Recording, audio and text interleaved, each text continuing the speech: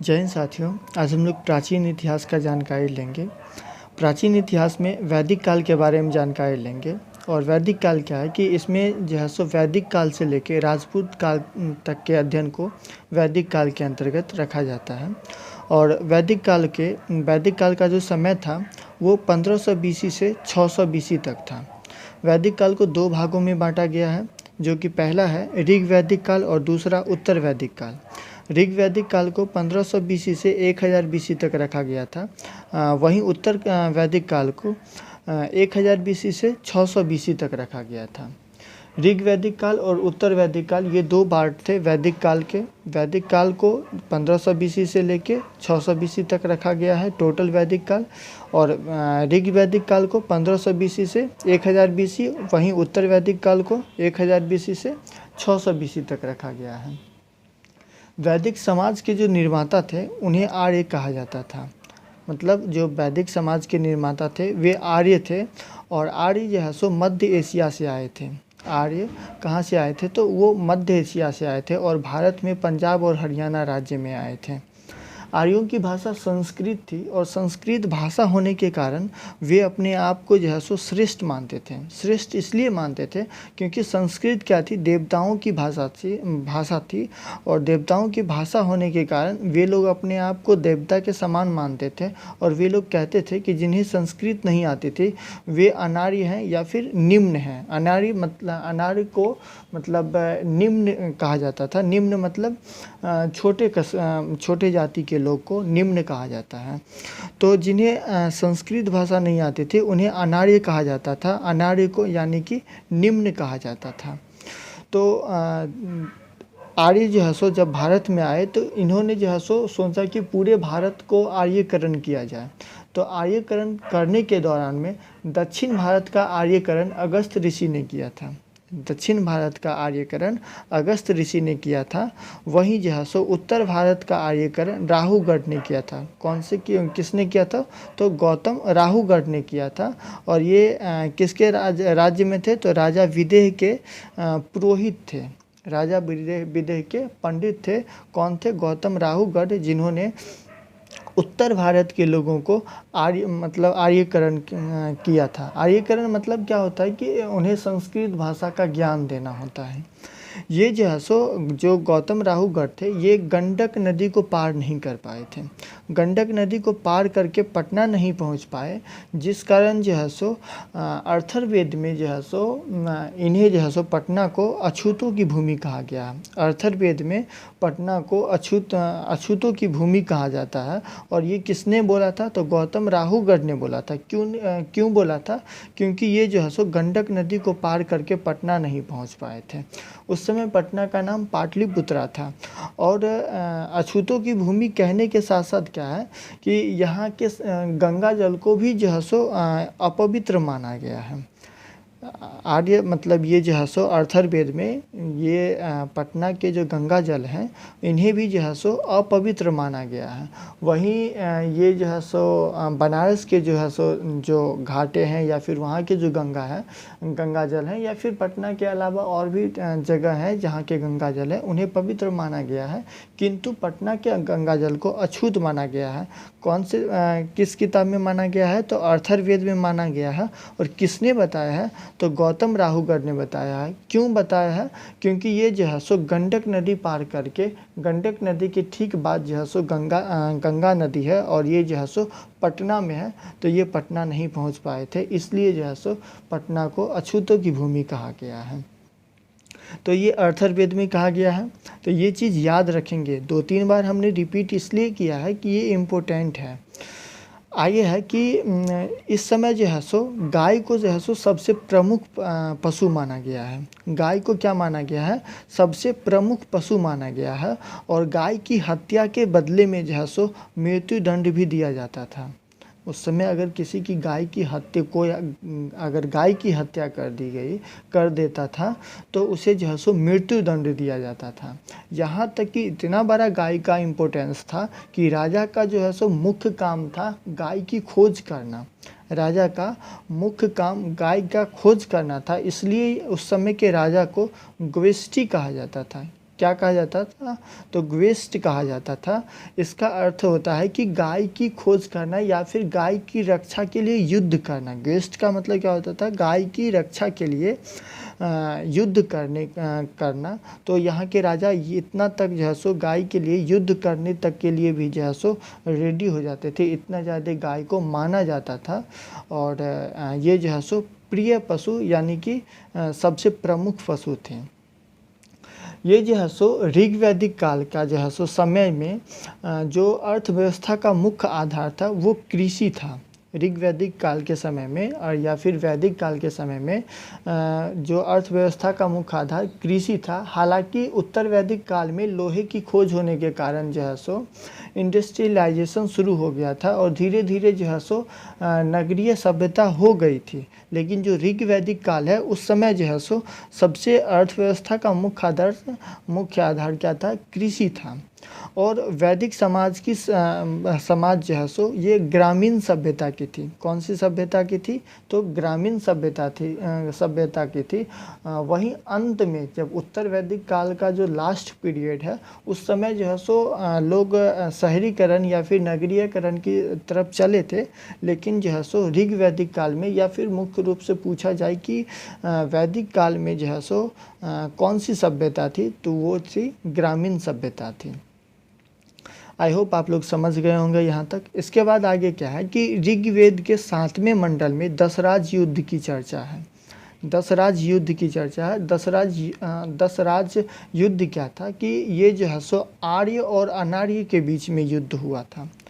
आर्य और अनार्य के बीच में युद्ध हुआ था और इस युद्ध का जो है सो नाम दशराज का युद्ध दिया गया था, जिसमें कि आर्य जो है सो विजय हो गए थे। आर्य क्या हो गए थे? आर्य विजय हो गए थे आगे। और ये वैदिक काल का सबसे इम्पोर्टेंट चीज़ क्या है कि important one of the important है। बहुत सारे इम्पोर्टेंट्स हैं लेकिन वन ऑफ द इम्पोर्टेंट कहा जाता है कि इस समय जो जाति का जो गणना थी या फिर जाति का जो आधार था लोगों के कर्मों के हिसाब से होता था, ना कि उनके वंश के आधार पे होता था।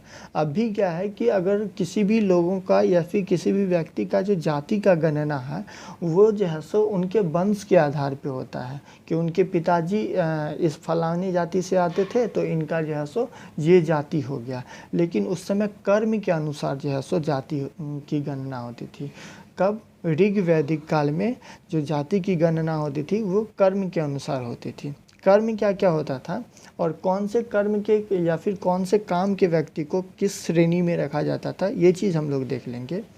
जैसे कोई व्यक्ति दूसरे के यहाँ नौकरी करता था तो उन्हें शूद्र कहा जाता था। अगर कोई व्यक्ति किसी दूसरे के यहाँ नौकरी करता था तो उन्हें क्या कहा जाता था? शूद्र कहा जाता था।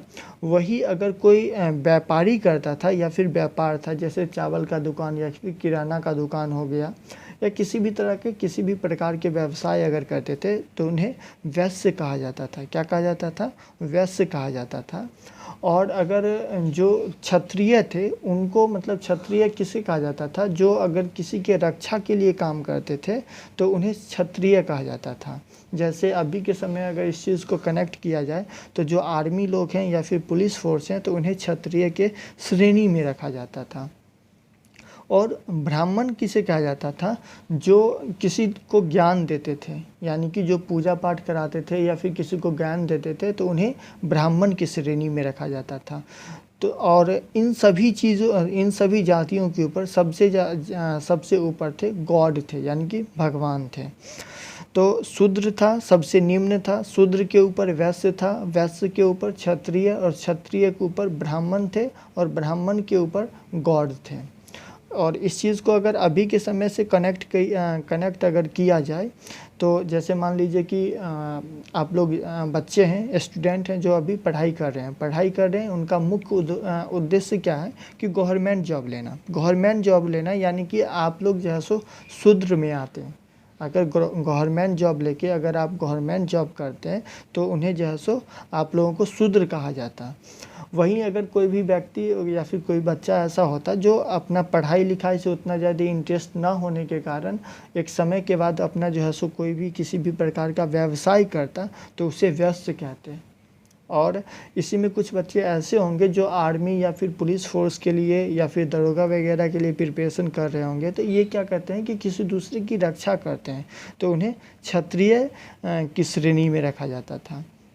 वहीं जैसे हम लोगों के जैसे हो गए या फिर टीचर हो गए या फिर जो मतलब जो पंडित वगैरह हैं जो मतलब ज्ञान देते हैं, तो उन्हें ब्राह्मण की श्रेणी में रखा जाता था और सभी के ऊपर जो है सो गॉड होते थे। आई होप आप लोग अच्छी तरह से समझ गए होंगे और इस चीज़ को वर्तमान समय के अनुसार कनेक्ट करके याद भी कर लिए होंगे। और वर्तमान समय से कनेक्ट करने का मुख्य आधार क्या होता है कि प्राचीन काल के इतिहास के बारे में जानकारी तो हमें मिलती ही मिलती है। दूसरा चीज़ क्या है कि कनेक्ट करने से याद ज़्यादा दिनों तक रहता है। और आई होप आप लोग समझ गए होंगे और इस चीज़ को रिवाइज करते रहेंगे। आइए अब हम लोग देख लेते हैं वैदिक काल की नदियाँ के बारे में। नदियाँ पहले भी थी और अभी भी है, लेकिन वही क्या कि नदियाँ का नाम बदल गया है। नदी वही है और उसका जो है सो नाम बदल गया है।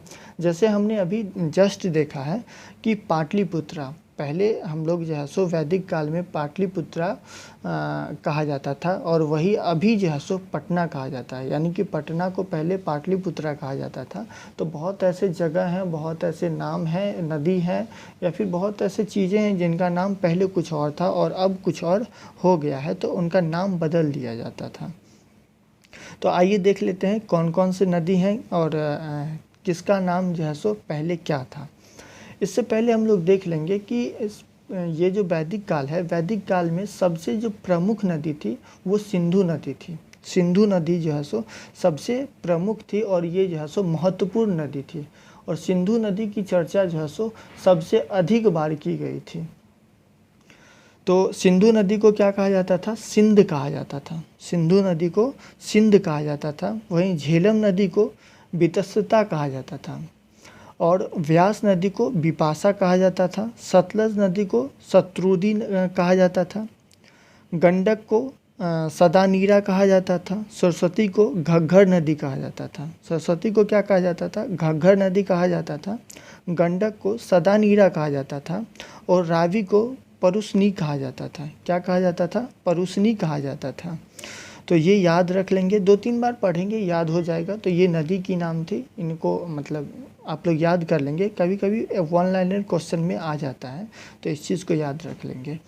आगे है कि वैदिक साहित्य में सर्वाधिक चर्चा जो है सो सिंधु नदी की थी। क्यों चर्चा थी? क्योंकि ये जो है सो वैदिक काल में सबसे प्रमुख नदी में से एक आता था, वो सिंधु नदी, जिसको सिंध नाम से जाना जाता था। अब आ जाते हैं वैदिक काल के देवताओं के ऊपर, जो कौन कौन से देवता थे, किन देवताओं की चर्चा ज़्यादा हुई थी। तो ऋग वैदिक काल में ये सब चीज़ें थी और ऋग वैदिक काल मतलब ऋग्वेद में इन सभी चीज़ों की चर्चा हुई थी। तो आइए देख लेते हैं सबसे वैदिक काल में सबसे प्रमुख जो देवता थे वे इंद्र थे। सबसे प्रमुख देवता इंद्र थे और इनकी चर्चा जो है सो 250 बार की गई थी। कितनी बार की गई थी? तो 250 बार की गई थी। और वैदिक काल में इन्हें युद्ध और वर्षा के देवता कहते थे। युद्ध और वर्षा के देवता कहते थे और साथ ही साथ इन्हें पुरंदर भी कहते थे। इंद्र को पुरंदर कहते थे और ये जो है सो युद्ध और वर्षा के देवता कहा जाता था। अभी के समय में भी अगर हम लोग देख लेंगे कि अगर मतलब जैसे मान लीजिए बहुत ज़्यादा बारिश हो रहा है, तो लोग कहते हैं कि लग रहा है इंद्र भगवान गुस्सिया गए हैं। तो इंद्र, इस चीज़ को कनेक्ट करके रखेंगे कि इंद्र को वर्षा के देवता कहते थे और युद्ध के देवता भी इंद्र ही थे। आगे है दूसरा है अग्नि के देवता। इनकी चर्चा जो है सो 200 बार की गई थी और 200 बार कहाँ की गई है? तो ऋग्वेद में की गई है। वायु के देवता वरुण थे। वहीं सोम के देवता सोम जो है सो जंगल के देवता सोम थे। जंगल के देवता कौन थे? सोम थे। और मारुत कौन थे? तो तूफान के देवता थे। किसके देवता थे? तो तूफान के देवता मारुत थे। मारुत तूफान के देवता थे। और सबसे लास्ट में है रौद्र थे। रौद्र देवता किसके थे? तो ये क्रोध के देवता थे। ये सबसे क्रोध वाले देवता थे और इन्हें जो है सो पशुओं का देवता कहा जाता था। क्या कहा जाता था? पशुओं का देवता। किसे कहा जाता था? रौद्र को कहा जाता था। इसके आगे है ग्विष्ट। हमने बताया है कि जो है सो गाय के लिए युद्ध करना जो है सो ग्विष्ट कहलाता है। और सीता का अर्थ होता है हल से जोती गई जमीन पर परा निशान को जो है सो सीता कहा जाता था। इसको एक कनेक्ट कर लेंगे, जो सीता माँ जो जिनका जन्म हुआ था, तो वे जो है सो धरती से जन्म हुआ था। धरती से कब हुआ था? जब हल से मतलब उनके पिताजी जोत रहे थे, हल जोत रहे थे, तो उस समय वो धरती से निकली थी। तो इससे कनेक्ट कर लेंगे कि हल से जोती गई जमीन पर परा निशान को जो है सो क्या कहा जाता है? सीता कहा जाता है। आइए आगे देख लेते हैं वैदिक काल की सामाजिक व्यवस्था। वैदिक काल की सामाजिक व्यवस्था, इस समय सबसे बड़ा पद जो है सो राजा का होता था। राजा जो है सो मतलब उस समय राजतंत्र था और राजा का पद जो है सो सबसे बड़ा था, जिसे जनता चुनती थी। क्या चुनती थी? जनता चुनती थी। और राजा किसी भी निर्णय को लेने के लिए लेने से पहले भिन्न समितियों की बैठक की चर्चा करती थी। यानी कि भिन्न समिति थी, 3 समिति थी, सभा, समिति और विदय, ये 3 समिति थी। और इन तीनों समिति में वो बैठक करते थे। बैठक करने के बाद जो निर्णय निकलता था वही निर्णय जो है सो सुनाते थे। तो कौन सी समिति थी? 3 समिति थी। सभा समिति थी, सभा थी, समिति थी और विदय थी। जिसमें कि सभा और विदय में जो है सो महिलाओं की जो है सो महिलाओं की सभा और विदय में भाग लेने की अनुमति महिलाओं को भी थी। किसमें थी? सभा में थी और विदय में थी। तो आइए देख लेते हैं सभा क्या है और समिति क्या है और विदय क्या है। तो सभा क्या है कि ये जो है सो निम्न या फिर साधारण लोगों का संगठन था। इसकी चर्चा 8 बार की गई है। सभा में निम्न और मतलब साधारण लोगों की चर्चा की गई थी। वहीं समिति में उच्च वर्गों के लोगों का संगठन था और इसकी चर्चा जो है सो 9 बार हुई थी। ये सब छोटी छोटी बातें हैं जो याद कर लेंगे, एक बार पढ़ेंगे तो उसमें भी याद हो जाएगा। और विदय था, यह सबसे महत्वपूर्ण संगठन था। इसकी चर्चा 122 बार हुई थी। विदय की चर्चा, विदय जो समिति थी, इसकी चर्चा जो है सो यह संगठन जो है सो सबसे महत्वपूर्ण था और इसकी चर्चा 122 बार की गई थी। नोट में याद रख लेंगे कि सभा तथा विदय में भाग लेने की अनुमति महिलाओं को भी थी। सभा तथा विदय में भाग लेने की अनुमति महिलाओं को भी थी। वैदिक समाज की सबसे छोटी इकाई गांव थी। वैदिक समाज की जो सबसे छोटी इकाई थी वो गांव थी और गांव के मालिक को ग्रामिक कहा जाता था। और ग्रामिक ऐसे समझ सकते हैं कि अभी के समय में जो मुखिया होते हैं या फिर जो प्रधान होते हैं उन्हें जो है सो ग्रामिक कहा जाता था। अभी तो गांव के सभी लोगों को ग्रामिक कहा जाता है और जो गांव के जो प्रमुख होते हैं, जो गांव के एज ए मालिक कह सकते हैं, लेकिन मालिक अभी कहना ठीक नहीं होगा क्योंकि अभी ये लोकतंत्र है। तो लोकतंत्र में जो है सो मालिक के कोई नहीं होता है, मालिक जनता होती है। तो जो हेड थे, गांव के जो हेड होते हैं वो मुखिया होते हैं और उस समय जो गांव के हेड होते थे उन्हें ग्रामिक कहा जाता था। तो ये याद रख लेंगे। और सबसे बड़ी इकाई जन होती थी। क्या होती थी? जन होती थी, जिसके मालिक को राजन कहा जाता था। यानी कि राजन यानी कि एक राज्य का जो है सो एज ए राजा कह सकते हैं, उन्हें राजन कहा जाता था। राजा को राजन कहा जाता था। ठीक है। उत्तर वैदिक काल में लोहे की खोज हो गई थी। जैसा कि हमने अभी स्टार्टिंग में बताया था कि उत्तर वैदिक काल में लोहे की खोज हो जाने के कारण कृषि तथा अर्थव्यवस्था में तेज़ी से परिवर्तन होने लगा। किसमें? कृषि और अर्थव्यवस्था में तेज़ी से परिवर्तन होने लगा और समाज जो है सो धीरे धीरे ग्रामीण सभ्यता से नगरीय सभ्यता की ओर अग्रसर होने लगा। समाज ग्रामीण सभ्यता से नगरीय सभ्यता की ओर अग्रसर होने लगा और जन का आकार बढ़कर जनपद हो गया। जन का आकार बढ़कर जनपद हो गया और जनपद आगे चल के जो है सो महाजनपद के रूप में ले लिया। जनपद जो है सो आगे चलकर महाजनपद के रूप में ले लिया और महाजनपद का काल जो है सो सिंधु सभ्यता के बाद दूसरी नगरीय सभ्यता थी। यानी कि जो महाजनपद थी, जो महाजनपद का जो काल था, ये सिंधु सभ्यता के बाद जो है सो दूसरी नगरीय सभ्यता थी। इस चीज़ को याद रख लेंगे। और भारत में कुल 16 महाजनपद हुए, जिसकी चर्चा जो है सो बौद्ध ग्रंथ के अंगुत्तर निकाय में हुई थी, जो कि हमने शायद क्या आप लोगों को पिछले क्लासेस में बताया ही था कि बौद्ध धर्म में जो है सो जो अंगुत्तर निकाय है उसमें 16 महाजनपद की चर्चा है। तो 16 महाजनपद में सबसे समृद्ध और सबसे शक्तिशाली महाजनपद जो था वो मगध का था। कौन था? मगध महाजनपद था। और ये जो है सो सबसे ज़्यादा शक्तिशाली और सबसे ज़्यादा प्रमुख थे, मगध महाजनपद थे। और आगे चलकर इन जनपदों पर अधिकार कर लिया था, यानी कि सभी जनपदों पर अधिकार कर लिया था। वैदिक काल में जो टैक्स होता था, टैक्स को क्या कहते थे? बलि कहते थे।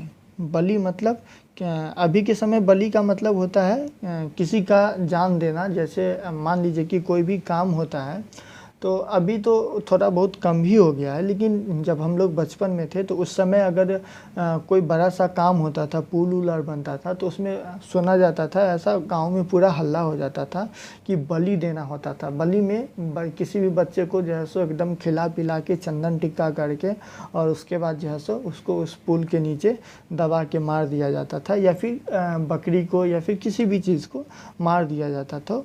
तो ऐसा पहले होता था। अब तो समाज बहुत ज़्यादा सुधर गया है, तो अभी ऐसा कहना ठीक नहीं है। तो वैदिक काल में क्या होता था कि टैक्स के बदले में जो है सो टैक्स को बलि कहते थे, और जबकि देवताओं को खुश करने के लिए पशु की बलि दी जाती थी। ये तो अभी भी चलता ही है।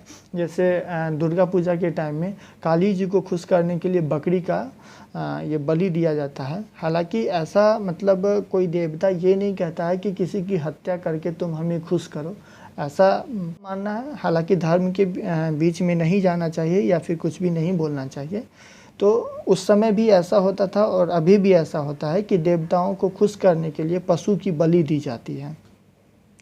आगे आ जाइए, मृदभांड के ऊपर चर्चा कर लेते हैं, जो कि हमने प्रागैतिहासिक काल में भी जानकारी ली थी थोड़ा बहुत मृदभांड की, और यहाँ पे भी ले लेते हैं।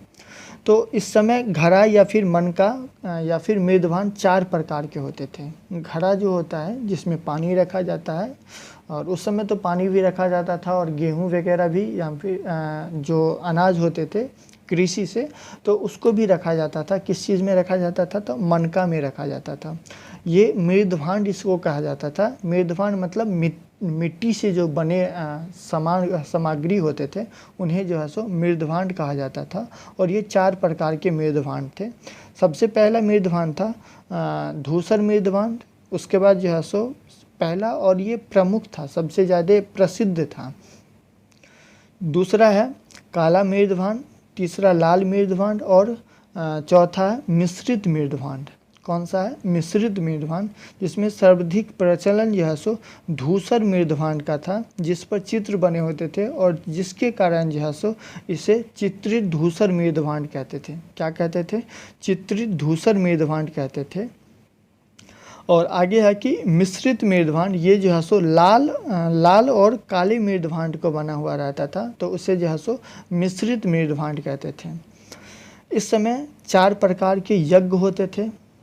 मृदभांड आई होप सब आप लोग समझ गए होंगे। मृदभांड में क्या था कि सबसे पहले ये धूसर मृदभांड था, जिसको जो है सो जिस पे अगर चित्र बना दिया जाता था तो उसे चित्रित धूसर मृदभांड कहते थे, जो कि सभी मिट्टियों का, लाल मिट्टी, काला मिट्टी, धूसर मिट्टी, इन सभी मिट्टियों का संग्रह करके और जो है सो धूसर मृदभांड बनाया जाता था। और इस पर अगर चित्र बना दिया जाए तो चित्रित धूसर मृदभांड कहला जाता था। वहीं काला और लाल मृदभांड को मिक्स करके जो बनाया जाता था उसे मिश्रित मृदभांड कहते थे। क्या कहते थे? मिश्रित मृदभांड कहते थे।